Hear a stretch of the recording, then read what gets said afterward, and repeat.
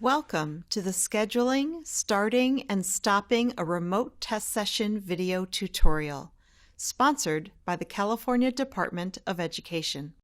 For the California Assessment of Student Performance and Progress, or CAASPP, and the English Language Proficiency Assessments for California, or ELPAC, a remote test session is created before administering a test. By the end of this tutorial, you will understand the process for scheduling, setting up, launching, and stopping a remote test session. Before we move on, make sure that well in advance of administering a test, your test site coordinator has verified all the students' names, grade levels, statewide student identifiers or SSIDs, test settings, and other demographic information in the Test Operations Management System, or TOMS, to make sure everything is correct and up to date. If a student's information needs to be updated, contact your site coordinator immediately, prior to granting the student access. Let's start by visiting the CAASPP website at caaspp.org or the ELPAC website at elpac.org and selecting the Test Administrator Interface for All Online Tests button. Next, log on to the Test Administrator Interface using your current year TOMS logon access. If you run into a problem and cannot log on, contact your test site coordinator for help. Once you've logged on to the Test Administrator Interface, you will be presented with a screen that shows two tabs, Active Sessions and Upcoming Sessions. To schedule a future test session, select the Upcoming Sessions tab. Scheduling an upcoming session will be helpful, particularly for communicating the session ID to students ahead of testing.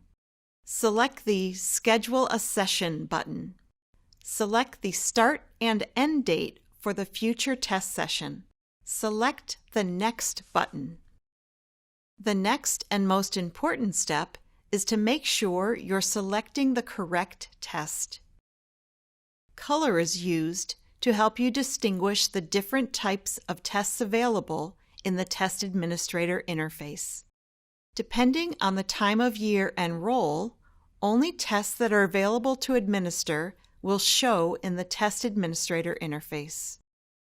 For this tutorial, we're administering the California Science Test, or CAST, Grade 5 test. However, the process demonstrated applies to all CAASPP and ELPAC tests. Choose the test category that says California Science Test, CAST. Then select the +sign expand icon to expand the options for the exact grade and name of the test you are administering to your students. Once you see the correct test, select the checkbox next to the name of the test. Once you've selected your test or tests, enter a session name, such as Grade 5 CAST Test Session. Naming sessions clearly will help test administrators stay organized in regard to groups of students being tested. Next, select the Remote or Hybrid Radio button, and then select the Save Session button. You will be presented with a pop-up Session Information box providing you the session ID and session link. Students using the secure browser will need the session ID, and students using the web-based browser will need the link. On the day of testing, in the Active Sessions tab, you can select the Join icon in the Action column to start the test session. If you choose to start a new test session instead of starting a scheduled test session, select the Start a New Session Now button.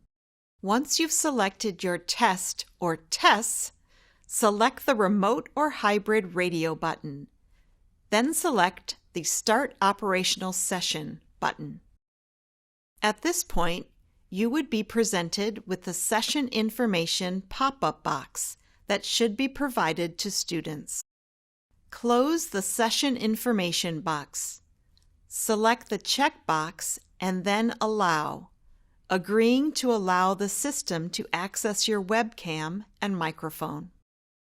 The session ID is displayed on the upper right-hand corner of the test session page. Select the exit icon to minimize your video. You need to make sure that all students in the test session have access to the test session ID and their SSID. Provide students the session ID, including all the letters, numbers, and dashes exactly as shown. The session ID could be shared with students in an email or during a video meeting prior to testing. SSIDs can be provided through various secure methods such as mailing home testing cards or using school pickups. Teachers can meet with students in a video meeting to share or private chat the SSID to each student. If you have a parent portal vendor, SSIDs may be available to students that way too. Once students have the appropriate testing information, they will log on through the secure browser using their first name, SSID, and the session ID you provided. It is very important to make sure that students with the same first name as it appears in TOMS receive the correct SSID number to log on. Once students log on, the Is This You screen will be displayed. The students should select Yes to move on, assuming the information on the screen is correct. Only the tests you, as the test administrator or examiner, have selected will appear on the students' screens. The students will select the appropriate test. Once the students have selected a test, the Waiting for Approval screen will be displayed until you approve the test they've selected. As students select tests, requests for approvals will populate in the approvals queue of the Test Administrator interface. You need to verify that the students have selected the appropriate tests and, as needed, review the students' test settings by selecting the Eye or View icon associated with each student's name. The students' test settings will be displayed, including accessibility resources that are set and defined in TOMS.